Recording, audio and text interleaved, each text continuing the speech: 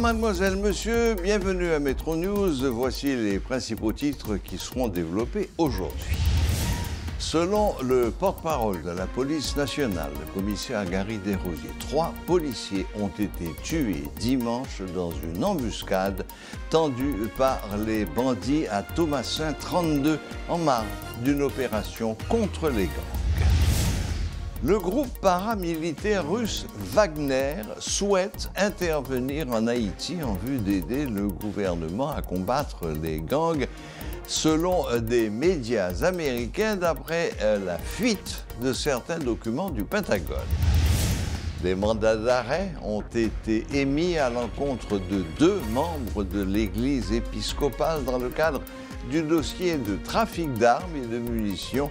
Un ancien trafiquant d'armes international de nationalité zimbabwéenne est également visé par ces mandats.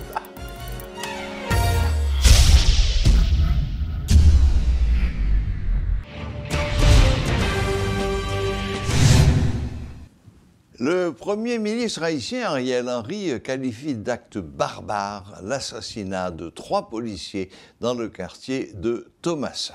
Il promet d'apporter une solution aux violences des gangs armés qui endeuillent les familles haïtiennes. En effet, le dimanche de Pâques a été particulièrement douloureux pour la police.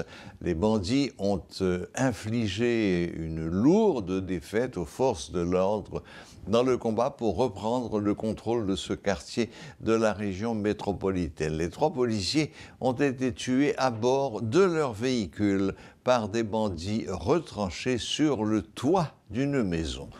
Les bandits, qui contrôlent la zone depuis plus de 3 mois, opposent une résistance aux policiers qui veulent les déloger. Le porte-parole de la police, le commissaire Gary Desrosiers, a révélé que la patrouille assurait la sécurité sur l'axe routier principal. Les 3 policiers, agents 2 affectés au sous-commissariat de Thomassin, avaient pour mission de sécuriser le tronçon entre Thomassin 32 et Thomassin 48 notamment. Nous avons appris que l'opération policière, commencée dimanche et au cours de laquelle 3 policiers ont été tués, cette opération policière donc s'est poursuivie ce lundi et plusieurs présumés bandits ont été tués par la police. D'autre part, des armes à feu ont été également récupérées. La direction de la police judiciaire lance des mandats d'arrêt contre 2 membres de l'Église épiscopale et un ex-employé. Les pères Fritz Désiré, directeur du collège Saint-Pierre et ex-président du comité permanent de l'Église épiscopale d'Haïti, et Jean Mardoché-Ville, prêtre épiscopal de Lagonave, font l'objet d'un mandat d'amener, ainsi que Vundla Sikumbudzo, un ancien trafiquant d'armes international de nationalité zimbabwéenne, engagé à l'origine par les autorités de l'Église en 2011 pour mettre de l'ordre dans ces opérations commerciales. Ils sont recherchés pour trafic d'armes et de munitions, contrebande, évasion et fraude fiscale, abus de confiance, enrichissement illicite, blanchiment des avoirs et association de malfaiteurs. Suite à la fuite de documents classés secrets du Pentagone et relayés par le journal Daily Mail, certaines rumeurs tendraient à faire croire que des éléments du groupe Wagner sont actuellement en Haïti. Pour en parler, nous avons avec nous présent sur le plateau de Metro News le colonel Himmler Rébu. Bonsoir mon colonel. Bonsoir Serge et bonsoir à tout le monde. Bon, alors, cette rumeur, vous y croyez ou pas? De la présence, je veux dire. Bon, je suis obligé d'avoir un certain recul. C'est une information qui vient de tomber et qui est, à mon sens, d'une extrême gravité. Car il ne faut pas perdre de vue que les Américains sont de mauvais maris. Ils sont de mauvais maris, mais n'empêche qu'ils soient des maris très jaloux aussi. Donc, ce n'est pas une plaisanterie, c'est une chose très sérieuse. Et il serait conseillé que dans le cas de figure, que le gouvernement haïtien sorte de sa stratégie générale, du silence que certains peuvent prendre pour un silence suspicieux, car c'est rentrer directement dans un conflit de nature géopolitique entre les grands de la terre, et tout petit que nous sommes avec les tribulations que nous traînons. Donc je crois qu'un éclaircissement est indispensable. Tout à fait. Je n'ai aucun élément me permettant de dire oui, il y aurait sur le terrain de ces agents-là. Je n'ai aucun élément non plus me permettre d'affirmer le contraire. Sauf que je sais quand même, quoique les circonstances nous empêchent d'avoir confiance forcément dans ce que disent ceux-là qui nous dirigent aujourd'hui, je crois, moi, que je devrais me contenter d'une prise de position publique sur un sujet aussi important et aussi dangereux. Il était précisé aussi dans cet article du Daily Mail que l'offre de service provenait de Wagner. Ce n'est pas le gouvernement haïtien qui aurait sollicité l'aide de Wagner, mais c'est comme ils l'ont fait dans une demi-douzaine de pays africains, qu'ils sont en train d'ailleurs de sucer jusqu'à la moelle. Ce qui serait totalement compréhensible dans le cas et la situation que nous vivons en Haïti. J'ai bien dit compréhensible. C'est pas parce que quelque chose, on peut le comprendre, et que la nécessité d'une solution aux souffrances qui sont imposées à la population se fait sentir, qu'on doive donner tête baissée dans la première offre qui nous est faite. Et je l'ai dit tantôt, les Américains sont de mauvais maris, mais ils sont des maris violemment jaloux. Donc, il y a des traces dans l'histoire présente qui nous feraient nous rappeler qu'en matière de menaces, ce qui serait une menace pour la sécurité nationale des États-Unis, ce n'est pas un facteur qu'on ne doit jamais prendre à la plaisanterie ou à la légère. Donc c'est ça mon conseil. Mais bon, est-il vraiment envisageable que des troupes qu'on reconnaîtrait tout de suite, les éléments du groupe Wagner sont facilement reconnaissables, ce sont des Blancs, pour commencer. Est-il vraiment envisageable que des troupes soient ici sur le terrain sans que le télédiol, j'ai des doutes, ne serait-ce que le télédiol ne nous en informe? J'ai des doutes. Cependant, comme c'était le cas quand des agences de presse américaines avaient rendu public des informations liant, suivant ce qu'ils avaient pris la responsabilité de dire, le docteur Ariel Henry à ce qui s'est passé dans la nuit du 6 au 7 juillet à la résidence du président de la République. L'assassinat du président Jovenel Moïse, oui. Et j'ai été étonné par la suite, et c'est à partir de là que je me suis positionné dans le questionnement au docteur Ariel Henry. C'était d'une telle gravité que ces agences-là ne pourraient pas se permettre de lancer publiquement une telle diffamation et que cela reste sans conséquence. Bien sûr. On est aujourd'hui face à des prises de position publiques d'une agence de presse américaine et qui met en question directement le Pentagone. Et suivant les informations qui ont suivi, le Pentagone n'a pas, en plus de n'avoir pas contesté, aurait reconnu une fuite qui les mettrait maintenant en situation d'enquêter pour savoir comment cela est arrivé. En effet, ils ont... Cela voudrait dire que le Pentagone accepte que ces informations-là, vraies ou non, existent, proviendraient de leur propre structure de renseignement. Exactement. Et qu'un accident aurait mis l'affaire au grand jour. Ils n'ont pas nié. Ils n'ont pas nié, en effet. Ils ont même reconnu qu'il y avait eu des fuites. Donc, cela veut dire que si dans les papiers du Pentagone, il y a une possibilité d'analyser, d'envisager une probable présence de Wagner en Haïti, moi, je crois que le gouvernement haïtien, en tout cas ceux-là qui sont en position de gouvernement, ne devraient pas traiter cette question à la légère et ne devraient pas se contenter du silence qui peut être interprété ultérieurement comme étant un silence complice. Non.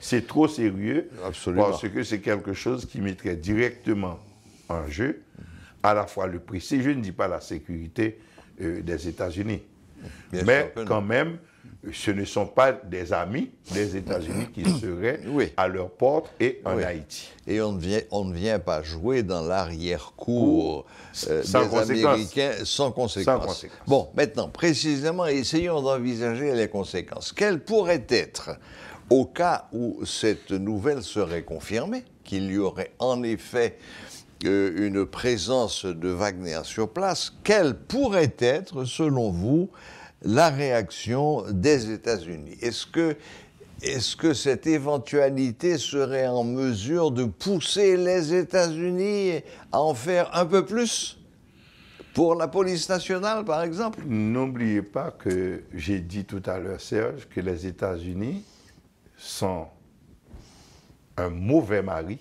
Et extrêmement jaloux. Mais extrêmement jaloux. Oui.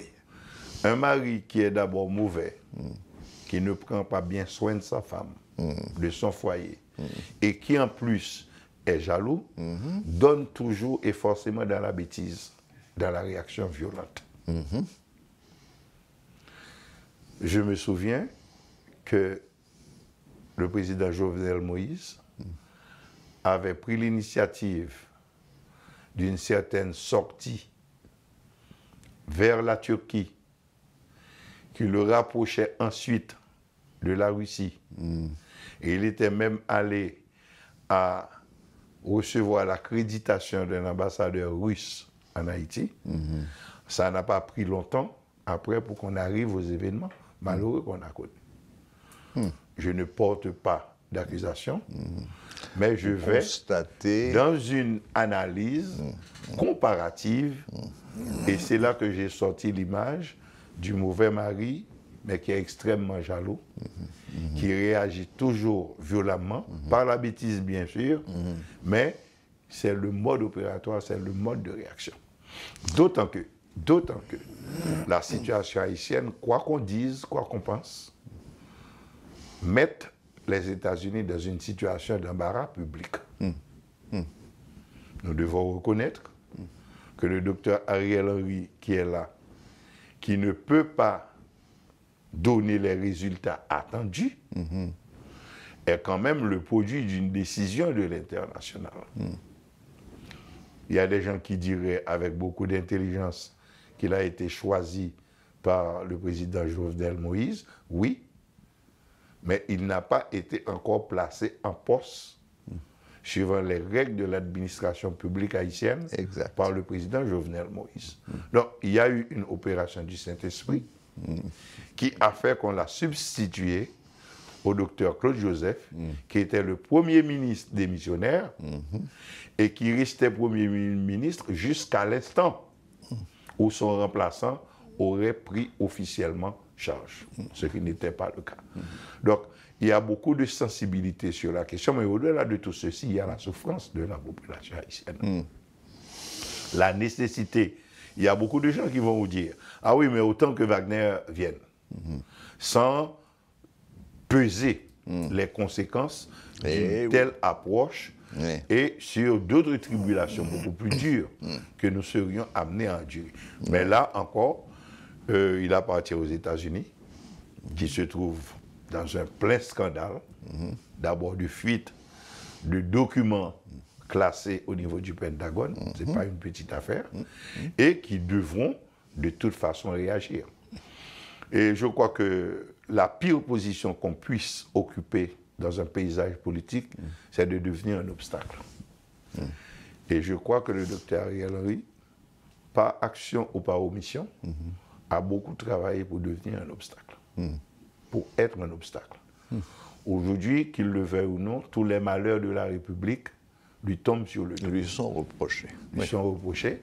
Et c'est à lui de trouver la bonne porte, pour trouver enfin la bonne parole, pour trouver une entente avec les secteurs politiques pour nous sortir de cette crise. Une dernière question, colonel Ribu, car malheureusement le temps nous fait un petit peu la guerre. Est-ce qu'on pourrait envisager un affrontement direct entre des commandos américains et des commandos Wagner ici sur le territoire national? Non, les Américains, et comme tout bon militaire, agissent dans les situations de potentiel conflit toujours par anticipation. Ils ne vont pas directement à la guerre, d'autant qu'ils n'ont pas intérêt dans la confrontation. Vous voyez même, dans le débat de ce qui se passe entre la Russie et l'Ukraine, vous avez vu la quantité de précautions qu'ils prennent sur le plan diplomatique. Les Américains, la première option des Américains n'est pas toujours la confrontation. C'est toujours la soustraction. C'est-à-dire que enlever le problème. Oui, mais là, le premier pas a quand même été fait par le groupe Wagner et ils sont venus, entre guillemets, jouer dans le jardin des États-Unis. Ce qui est totalement compréhensible. Oui, mais c'est quand même une agression. C'est totalement compréhensible quand on se projette sur le plan de la géopolitique. C'est totalement compréhensible. Il n'y a rien d'incompréhensible là. Je ne vais pas dire qu'il n'y a rien d'anormal. Agression quand même. Mais c'est totalement... C'est une provocation. Voilà. Et il n'est pas toujours bon de répondre à sang chaud quand vous êtes face à une provocation. Et je sais, j'ai confiance dans les méthodes américaines sur ce genre de sujet-là. Ils vont agir pour empêcher que le problème devienne un problème. Oui. Parce qu'ils n'ont pas intérêt non plus dans la confrontation. Personne n'a émis d'hypothèse concernant le nombre qu'il y aurait. Mais ça ne peut être au mieux que quelques dizaines. Il ne peut pas y avoir quelques centaines de troupes Wagner sur place en Haïti sans que la population tout entière... Non, il peut y avoir... n'en soit informée. Non, écoutez, dans ce genre de situation-là, vous pouvez avoir des structures souterraines, oui. Invisibles de la population haïtienne? Non, vous pouvez avoir des structures souterraines. Vous pouvez avoir des structures souterraines, c'est totalement possible en matière d'opération, les infiltrations. Ouais. Le principe de l'infiltration d'un espace tel que celui d'Haïti, c'est un principe de base, c'est un fait. Maintenant, je suis sûr qu'on n'a pas des éléments proactifs, ni non plus actifs dans un cadre opérationnel actuellement sur le terrain. Mais les guerres se préparent toujours en silence. Je ne jurerai pas pour dire que ça n'existe pas du tout, tout comme nous n'avons aucune évidence. Absolument. D'accord. Bon, eh bien, finalement, le mystère reste entier, hein, disons. Bon, il n'y a aucune certitude, ni d'un côté, ni de l'autre. Tout ce qu'on sait, c'est que si c'est vrai, c'est un pas extrêmement risqué et qui risque de fâcher le grand frère américain. Qui ne peut pas ne pas fâcher le grand frère américain. C'est une provocation. C'est une provocation. C'est une provocation. C'est une provocation hautement politique. Voilà. Oui, hautement politique qui ne peut rester sans réaction, ça c'est sûr. Absolument. Donc, moi je crois que du côté de ceux-là qui nous dirigent, une prise de position, ils ne peuvent pas faire celui qui n'a pas vu, n'a pas entendu, etc. Ils ne peuvent pas faire le mort. Oui, il faut qu'il y ait une prise de position publique, une déclaration publique. À moins que ce soit une décision du gouvernement haïtien, à eux d'apprécier le risque, tant sur le plan personnel que sur le plan national. Oui. Oui, non, dans un cas comme celui-là, le silence serait la pire des réponses. La preuve d'une complicité. Exactement. Et les conséquences seraient vraiment sur le plan individuel et personnel catastrophiques. Et je reprends l'image du mauvais mari, mais qui est foncièrement jaloux.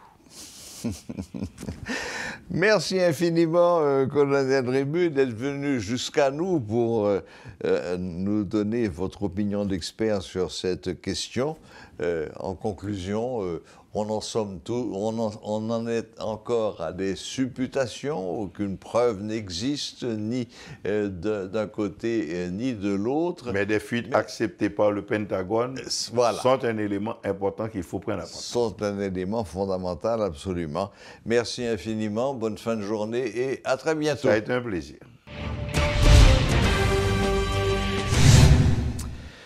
Les citoyens qui ont besoin d'un passeport doivent commencer à prendre leur rendez-vous ce lundi sur la nouvelle plateforme DailyDoc mise en place par le gouvernement. Un agent de l'immigration l'a confirmé sous couvert d'anonymat. La plateforme numérique peut faciliter au moins 300 rendez-vous par jour, a-t-il ajouté, tout en se gardant de révéler la quantité effective pour aujourd'hui. Le programme DailyDoc est opérationnel. Par contre, aucun directeur général n'est autorisé à en parler sans l'aval du ministère de l'Intérieur. Suivez ce reportage de Rudolf Pierre-Louis. Nous sommes au centre de réception et de livraison des documents d'identité situé à Delma 31. À notre arrivée, l'ambiance est plutôt calme. Nous sommes reçus par des agents de sécurité qui font part de notre présence aux responsables, mais bien nul n'est autorisé à répondre aux questions des journalistes sans l'aval du ministère de l'Intérieur, nous répondent-ils. Toutefois, un agent sous couvert de l'anonymat nous confie que le programme DailyDoc lancé par le gouvernement est opérationnel.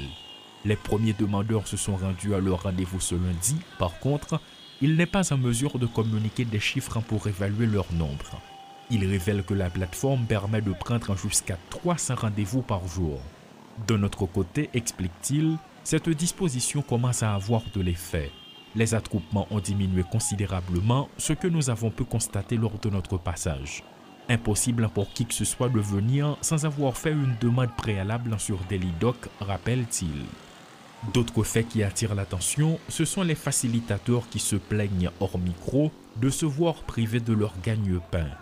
Ils vont devoir revoir leur stratégie. Toutefois, le fait que DailyDoc les mette hors jeu, cette plateforme numérique ne les empêche pas de continuer de rôder à l'affût d'une bonne affaire, comme à leur habitude.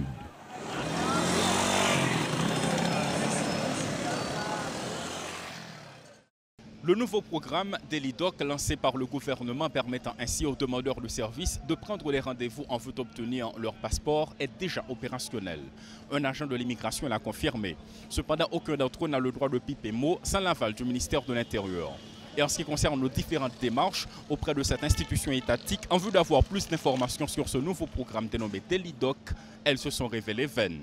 Guy Trichoisi et Rudolf Pierre-Louis pour Télémétropole. Un atelier sur la transformation du système éducatif haïtien à travers une réforme curriculaire a été organisé ce lundi par le ministère de l'Éducation nationale. Selon le ministre Nesmi Maniga, cet atelier aidera notamment à développer une compréhension commune du curriculum, de ses composantes, du processus de transformation, tout en renforçant les compétences des participants en matière d'analyse appliquée à chaque élément de ce dispositif. Première dimension, c'est la science. Pour qui ça nous doit aujourd'hui continuer à réfléchir tout bon sous affaire curriculum qui ça nous pas prendre et qui qualité citoyen pour nous former. La science a développé, grand pile progrès, dès comment c'est dit. Et même sous point science éducation avec développement les sciences du cerveau, avec développement, tout ça gain pour avec l'autre domaine qui croise avec éducation, philosophie de l'éducation, économie de l'éducation, sciences du cerveau, intelligence artificielle, eh bien nous obligés mettre nos pas pour nous former toute qualité enseignante depuis commencer dans préscolaire parce que je dis la science découvrit eh bien pigoulage, plasticité cerveau pour absorber, ça doit absorber eh bien c'est depuis presque les Simon fait fête. Deuxième bagage qui est important dans la transformation de l'école pays d'Haïti et dans le curriculum dans tout, c'est la culture. Et là on a parlé de yon combit en plus de la science, deuxième dimension, c'est la culture, son façon pour que nous fassions vraiment un curriculum endogène qui en même temps chita en Haïti pour former Haïtiens pour Haïti, mais Haïtiens qui comprennent le monde et qui sont capables à la fois comme citoyens participer dans sa planète là tout parce que nous avons un rôle, nous avons commencé Haïti jouer un rôle régional, un rôle mondial par rapport à valeur, liberté que nous avons, c'est histoire pays, nous avons continué à faire le tour. Donc qui donc là nous font l'école qui est basée sur culture la caille, sur tradition, sur langue, c'est pour un ghetto que nous avons fait. Au contraire, c'est une façon pour faire plus de monde réussit, tout le monde réussit pendant que nous pas gagné tête baissée, nous avons regardé le développement de la science à travers le monde. Troisième dimension qui est importante dans la transformation curriculum, c'est géographie. Dans la réforme curriculum, nous avons réfléchi aujourd'hui, les pour habiter géographie, vivre géographie, gonja pour nous faire, des compétences pour nous développer, y compris compétences linguistiques. Pour nous vivre géographie en tout, puis bonheur. Équipe expert qui travaille sur la transformation de l'école pour monter plus vitesse, plus volume sur la langue région, qui c'est anglais, qui c'est espagnol. Parce que l'éducation multilingue, c'est comprendre créole pour apprendre anglais, puis bien. Sans pas besoin de passer par français. Quatrième, très important. Quatrième, important parce que ça n'a fait, il faut reconnaître moun n'a formé tout partout dans la planète là. Faut diplôme haïtien, quitte celle dans l'école fondamentale, quitte celle li sorti dans diplôme baccalauréat, quitte celle dans diplôme universitaire, eh bien, faut que reconnaître que c'est études n'a fait en Haïti, que c'est titre nous délivré, l'un délivré titre avec grade nous délivré, licence, maîtrise, doctorat ou papier baccalauréat. Il faut qu'il y ait équivalence. Il faut reconnaître. Ça est important pile. Qui donc réforme curriculum, c'est pour nous faire l'école là en gens. Pour que le programme la mette en place. Plan d'études, il y a une façon pour nous comparer avec ce qu'on fait dans la région, ce qu'on fait dans le monde. Et que nous ne pas prendre surprise que nous avons formé des gens avec diplôme qui expiré, ou bien diplôme voisin, pas reconnaître ou pas comprendre, ou bien obligé tellement en retard, nous obligé recommencer, tant que ça fait en pile fois, les en pile dans diplôme nous parti, ils obligé de recommencer. Quitte c'est dans la langue, quitte c'est dans la compétence disciplinaire ou même parce que nous en retard par rapport à développement. Le réseau pour l'égalité de genre en action humanitaire, REGA, a procédé ce lundi au lancement d'une retraite de 2 jours qui regroupera un total de 50 représentants d'organisations et institutions, dont la ministre à la condition féminine et aux droits de la femme. Cette retraite a pour objectif de planifier les activités du REGA pour l'année 2023, y compris de dégager les leçons apprises pour la prise en compte de la question du genre dans les programmes humanitaires en Haïti. Suivez les explications de Guerline Résidor du REGA. Nous pas un sujet précis, mais c'est dans 4 activités que le groupe REGA lui-même a planifié retraite. Ça, c'est pour nous capables, comme si mettez des mécanismes, réfléchir sur des stratégies, sur des perspectives pour l'année 2023, pour nous capables porter réponse avec réponse humanitaire.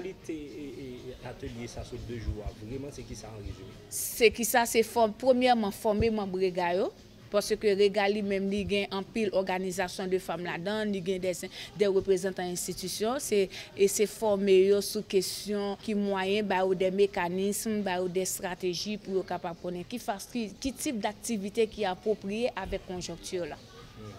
Et combien d'organisations de femmes qui sont représentantes là? Il y a plusieurs organisations de femmes. Donc, nous avons dit environ une 50aine d'organisations qui ont là-dedans organisations internationales, organisations de femmes, nous avons des représentants institutionnels et puis nous avons des agences des Nations Unies. L'un monte plan en perspective pour l'année, pour donner l'argent pour financer le plan. Rega lui-même les financer, nous avons plusieurs agences internationales qui financent Rega et ensuite nous avons des organisations des organisations qui ont capacité qui financent activités nous. Je dis activité ça, les réaliser avec support premièrement UNFPA qui c'est partenaire principal, nous avons un plan international, nous avons World Vision et puis nous avons Action TED. Et ensuite plusieurs autres organisations. Voilà, la boucle est bouclée. Merci de nous rester fidèles. Très bonne semaine à toutes et à tous et à la prochaine. Même heure, même chaîne.